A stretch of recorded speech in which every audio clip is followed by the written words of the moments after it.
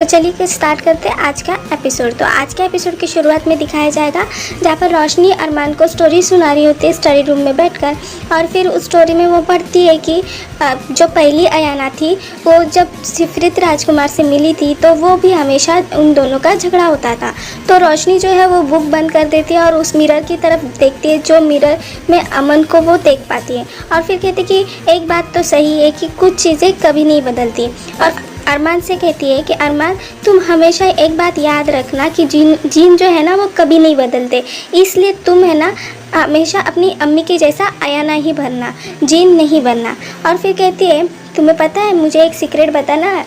आपको पता है मैंने क्या किया है? इस खान फैमिली के जीनों का ना कोई भरोसा नहीं, इसके लिए मैंने आपके रिहान चाचू की एक चीज़ चुराई है। फिर रोशनी जो है वो एक बॉक्स लेती है, वो खोल के अरमान को दिखा रही होती है। उसी वक्त वो ओपन करते तो उसके अंदर जो लाल मरकब के जो छोटे छोटे कीड़े रहते हैं वो उसके अंदर बहुत सारे होते हैं।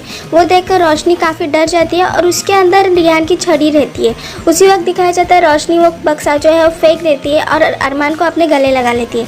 दूसरी तरफ दिखाया जाता है रियान जो है वो अमन रोशनी के कमरे में आ जाता है क्योंकि वहाँ पर उसने लाल मरकब का जो कीड़ा रहता है उसे अपने पैरों से मारा हुआ रहता है। वो सोचता है कि मैंने उसका दाग भी नहीं पहुंचा और अगर रोशनी भाभी ने देख लिया तो प्रॉब्लम हो जाएगी, और रोशनी भाभी ने तो मेरी छड़ी भी ले ली है। तो वही फिर रियान जो है वो आकर देख रहा है कमरे में, तो उधर उसे वो खून कहीं पर भी नहीं दिखता।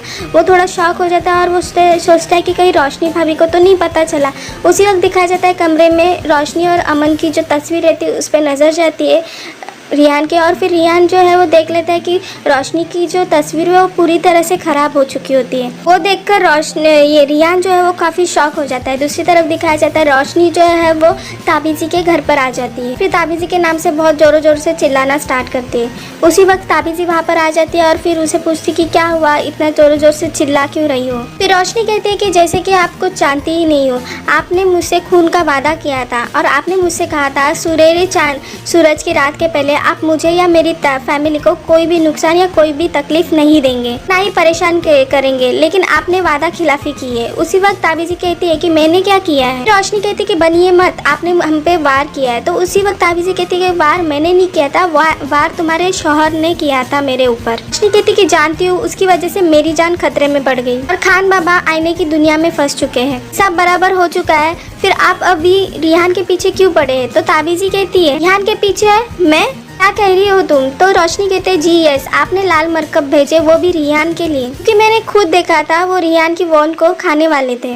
अल्लाह नूज बेस्ट, लाल मरकब उन्हीं पर हमला करते हैं जिनको उन पर हमला करने के लिए कहा जाता है। रिहान ने खान बाबा की मदद की तो आप उसकी जान लेने पर उतर आई। ताबीजी कहते कि देखो मेरी रिहान से कोई दुश्मनी नहीं है, तो मैं भला उसे क्यों नुकसान पहुंचाऊंगी। मेरे रास्ते का सबसे बड़ा कांटा अमन है जो कि इस वक्त आईने की दुनिया में कैद है, और तुम्हारे साथ तो मैंने खून का वादा किया है, तो ना ही मुझे किसी से खतरा है ना ही डर, तो फिर भला मैं ये सब क्यों करूंगी। और वैसे भी लाल मरकब को कोई भी जीन ही बुला सकता है और मैं कोई जीन नहीं हूँ, मैं एक अयाना हूँ। तो रोशनी कहती है आपने नहीं भेजा तो किसने भेजा। ताबीजी कहती है कि वो तो तुम पता लगाओगी ना। तो रोशनी कहती है कि वो तो मैं पता लगा कर रहूंगी। फिर रोशनी जो है वहाँ से गुस्से में चली जाती है। फिर दिखाया जाता है ताबीजी के घर पर ही, जहाँ पर नताशा जो है वो रोशनी और ताबीजी की बातें सुन रही होती है। और रोशनी जैसे ही जाती है वो नताशा ताली बजाते हुए ताबीजी के पास आ जाती है। नताशा ताबीजी से कहती है कि आप भी अच्छी एक्टिंग कर लेती है ताबीजी, कहाँ से सीखी इतनी अच्छी एक्टिंग। ताबीजी कहती है कि एक्टिंग कहाँ की मैंने, सच्ची तो कहा है कि लाल मरकब को मैंने कहाँ पर भेजा है, वो तो तुमने भेजा है ना। फिर वो दोनों काफी हंसते हैं और काफी खुश हो जाते हैं। दूसरी तरफ दिखाया जाता है जहाँ पर रिहान जो है सारा साइमा और दादी को रोशनी की जो तस्वीर खराब हुई रहती है वो दिखा देते हैं। दादी वो तस्वीर देखकर रिहान से पूछती है तो लाल मरकब की वजह से तुमने कल रात को अरमान की कसम नहीं खाई। तो रिहान कहता है लाल मरकब को देखते ही मैं समझ गया था कि हम पर कोई ना कोई खतरा जरूर आने वाला है, लेकिन मैंने भाभी को नहीं बताया क्योंकि मैं नहीं चाहता था कि वो और ज्यादा परेशान हो जाए। सारा पूछते कि क्या वो लाल मरकब ताबीजी ने भेजा है। रिहान जो है वो कहता है कि पता नहीं, लेकिन इस वक्त हमारी सबसे बड़ी दुश्मन वही है और हम उन पर वार भी नहीं कर सकते, क्योंकि अगर हम उन पर वार करेंगे तो उनको तो कुछ होगा नहीं, लेकिन उसका नुकसान या उसका खामियाजा जो है वो रोशनी भाभी को करना पड़ेगा। साइमा जो है वो पूछती है कि शायरी का क्या कहना है। तो रिहान कहता है कि उसे लगता है कि इन सब चीज़ों के पीछे नताशा का हाथ है, वो उसे ढूंढने गई है। रियान कहता है कि लाल मरकब को चाहे किसने भी भेजा हो, लेकिन हमें रोशनी भाभी को प्रोटेक्ट करना पड़ेगा। उसे एक दादी पूछती है कि पक्का लाल मरकब रोशनी के लिए ही भेजा है। दूसरी तरफ दिखाया जाता है जहाँ पर गार्डन एरिया में जो फाउंटेन रहता है वहाँ पर रोशनी बैठती है और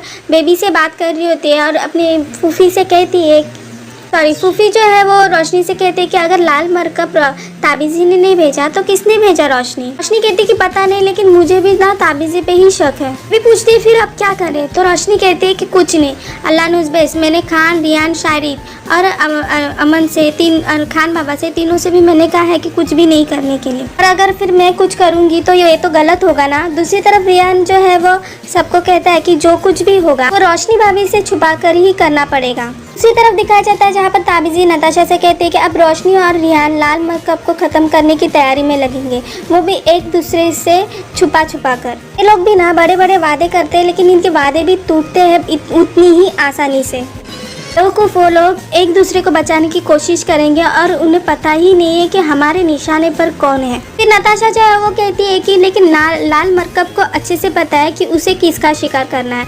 वही फिर रोशनी के कमरे में दिखाया जाता है जहाँ पर अरमान का झूला रहता है, वहाँ पर उसके झूले पर पूरी तरह से लाल मरकब जो है वो फैले हुए रहते हैं। फिर ताबीजी जो है वो कहती है कि अमन के बाद मेरे रास्ते का सबसे बड़ा कांटा जो है वो अरमान है, जिससे लाल मरकब आसानी से मेरे रास्ते से निकाल देंगे ताकि वो मेरे और मेरे फरिश्ते के दिल के बीच में ना आए। वही फिर दिखाया जाता है अरमान के झूले की तरफ बहुत सारे लाल मरकब आ जाते हैं। इसी तरफ से दिखाया जाता है जहाँ पर फूफी और जो रोशनी है यानी कि बेबी और रोशनी दोनों भी घर के अंदर आ जाते हैं। रोशनी बेबी से कहती है कि आपको पता है ना अभी क्या करना है? तो बेबी कहती है हाँ मैं एकदम सबसे अच्छे से समझ गई, मैं अभी जाकर सबको कहती हूँ कि रियान की जान खतरे में।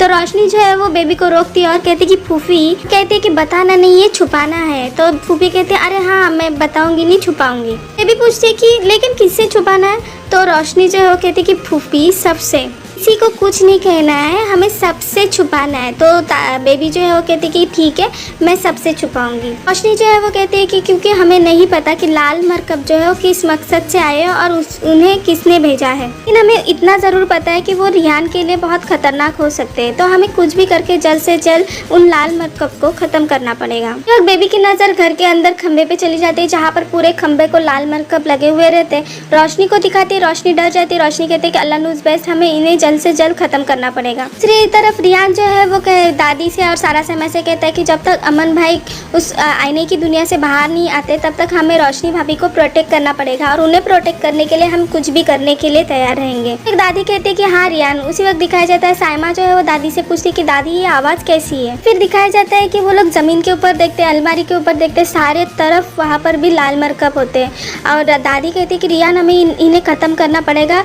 नहीं तो रोशनी को पता चल जाएगा, रोशनी को प्रोटेक्ट करना पड़ेगा।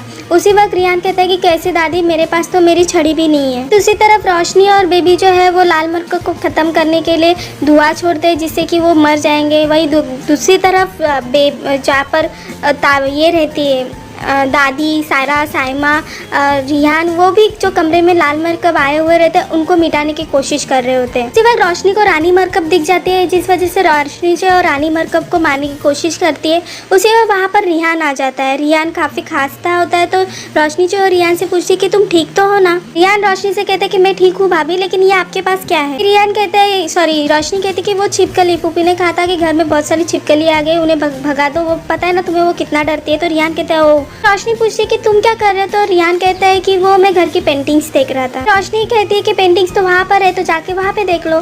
तो फिर ये रियान जो है वो कहता है कि एक काम कीजिए, आप जाइए, मैं छिपकली को मार दूंगा। फिर रोशनी और रियान दोनों भी एक तरफ से वो लाल मरकब को देख कर एक दूसरे से कुछ न कुछ बहाना मारने की कोशिश कर रहे होते हैं। तो दोनों अपने मन में सोच रहे होते हैं कि एक बार जो रियान है वो सोचता है कि रोशनी भाभी यहाँ से जाएगी तो मैं इस रानी मरकब को मार दूंगा। वही रोशनी जो है वो सोचती है कि अगर रियान यहाँ से जाएंगे तो मैं इस रानी मरकब को मार दूंगी। वो दोनों जो है वो देखते हैं और कहते हैं कि ये मरे नहीं। तो फिर रियान और रोशनी को पता चल जाता है कि वो दोनों एक दूसरे को पता था। फिर वो दोनों एक दूसरे को पूछते कि तुम्हें पता था? तो रियान कहते हैं हाँ। वो उसी वक्त दिखाया जाता है दादी जो है वो चिल्लाते हुए रियान का नाम लेकर हॉल में आ जाती है। वो कहने जा रही होती है कि अंदर बहुत सारे मरकब है, लेकिन रोशनी को देख के वो आधी बात कर देती है। सारा साइमा भी अंदर से बाहर आ जाते भागते भागते, और उनके हाथों में वो सारी चीज़ें देखकर रोशनी पक्का उसे कंफर्म हो जाता है कि इन लोग को भी पता है कि लाल मरकब घर पर है। दादी जो है वो रोशनी से पूछती कि रोशनी बेटा तू ठीक तो है? तो रोशनी कहती कि हाँ जी दादी। तो दिखाया जाता है दादी जो है वो देख लेती लाल मरकब और बढ़ रहे, तो दादी उन्हें मारने जाती है। तो रोशनी जो है वो रोक लेती है और कहते हैं कि लाल मरकब को ऐसे नहीं मारा जा सकता, उन्हें मैजिक से ही मारा जा सकता है। फिर कहती है कि रुको रिहान, मैं तुम्हारी वॉर लेके आ जाती हूँ, यानी कि उसकी जो छड़ी रहती है वो लेके आ जाती हूँ। रोशनी जो है वो रिहान की छड़ी जो है वो ला कर देती है। दिखाया जाता है रिहान जो है वो अपनी मैजिक की छड़ी लेता है और उससे मैजिक करके उन्हें भगाने की कोशिश करता है, लेकिन वो इतने सारे बढ़ रहे होते हैं कि वो मिटा ही नहीं पा रहा होता है। रोशनी भी काफ़ी मदद कर रही होती है रिहान की, सारे फैमिली वाले काफ़ी कोशिश कर रहे होते हैं वो लाल मरकब को भगाने की, लेकिन वो जा ही नहीं रहे होते। वही रिहान जो है उन्हें भगाने के चक्कर में एक रानी मरकब जो रहती है उसे मिटाने के चक्कर में रिहान जो है वो नीचे गिर जाता है। जैसे वो नीचे गिर जाता है उस वक्त उसकी छड़ी जो है वो आयाना या फिर आयाना की बुक पर जाके रिहान की छड़ी गिर जाती है और रिहान नीचे गिर जाता है। वही देखते हैं कि वो मरकब जो है रिहान की तरफ बढ़ रहे होते हैं, लेकिन अचानक से वो पीछे चले जाते हैं और फिर दिखाया जाता है वहाँ से चले जाते हैं। यहाँ पर फिर रोशनी जो है वो रिहान को उठाती है और फिर रिहान सोचता है कि ये इतने सारे थे, ये चाहिए तो आसानी से मुझ पर अटैक कर सकते थे, लेकिन इन्होंने मुझ पर अटैक क्यों नहीं किया, फिर ये वापस क्यों चले गए? तो रिहान कहता है कि शायद से ये आपके लिए आए थे, इसकी वजह से इन्होंने मुझ पर अटैक नहीं किया। तो रोशनी कहती कि मेरे लिए? रोशनी कहती कि नहीं, वो मेरे लिए नहीं, वो तुम्हारे लिए आए थे, क्योंकि ये लाल मरकब जो है वो उनके लिए ही आते हैं जिनके लिए उन्हें कहा जाता है और उनकी ही चीज़ें खाते हैं। तो मैंने तुम्हारी वॉन खाते हुए उन्हें देख लिया था। तो उसी वक्त रिहान कहते हैं कि मैंने तो आपकी तस्वीर खाते हुए उन्हें देख लिया था, मुझे लग रहा था कि वो आपके लिए आए। तो रोशनी कहती है कि मेरी तस्वीर? तो रिहान कहता है कि हाँ, जो अमन भाई के साथ आपकी तस्वीर है वही तस्वीर, और उस तस्वीर में अरमान जो है वो आपकी गोद में है। रोशनी को याद आ जाता है जब वो स्टोरी सुनाती है और वो वॉन दिखाने वाली होती है अरमान को, उस वक्त भी लाल मरकब वहीं पर उस बॉक्स के अंदर थे।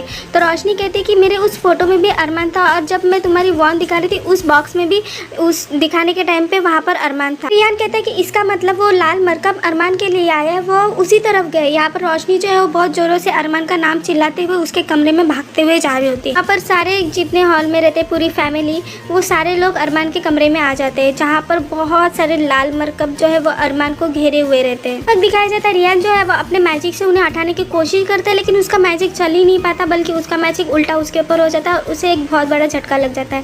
दादी पूछती है कि रिहान तुम्हें क्या हुआ? उसी वक्त रोशनी को कुछ समझ में नहीं आता और रोशनी जो है वो अरमान को झूले से निकाल के अपने पास ले लेती है, और फिर वो सारे लोग उस कमरे से निकल कर बाहर आ जाते हैं। वो लोग हॉल में आ जाते हैं तो वहाँ पर भी बहुत सारे मरकब रहते हैं। यहाँ पर रोशनी जो है वो रिहान से कहती है कि रिहान मैजिक करो। तो उसी वक्त वापस रिहान जो है वो मैजिक करता है, लेकिन उसका मैजिक कुछ भी यूज नहीं होता, वापस उसे वही झटका लग जाता है। मन जी कहती है कि ये क्या हो रहा है, इसका मैजिक क्यों नहीं चल रहा है? तो साइमा जो है वो कहती है कि रिहान भाई आप फिर से एक बार ट्राई करो। रोशनी भी कहती है कि हाँ रिहान एक बार फिर से ट्राई करो। फिर दिखाया जाता है रिहान जो है वापस ट्राई करता है, लेकिन फिर भी उसका मैजिक चल ही नहीं पाता। रोशनी कहती है कि तुम्हारा जादू क्यों नहीं कर रहा है? तो रिहान कहता है पता नहीं भाभी, लेकिन पहले ऐसा कभी नहीं हुआ। दूसरी तरफ रोशनी जो काफ़ी परेशान होती है, उस तस्वीर जो मिरर रहता है उसमें से अमन जो है वो सारी चीज़ें देख रहा होता है, और रोशनी जो है वो उसके पास देख कर कहती है कि खान बाबा प्लीज़ हमारी मदद कीजिए। इसी वक्त दिखाया जाता है जहाँ पर रोशनी की नज़र वापस मिरर की तरफ जाता है जिसमें इमेजिन लिखा हुआ रहता है। रोशनी पढ़ती है, लेकिन रोशनी कहती है कि इमेजिन उल्टा क्यों लिखा हुआ है?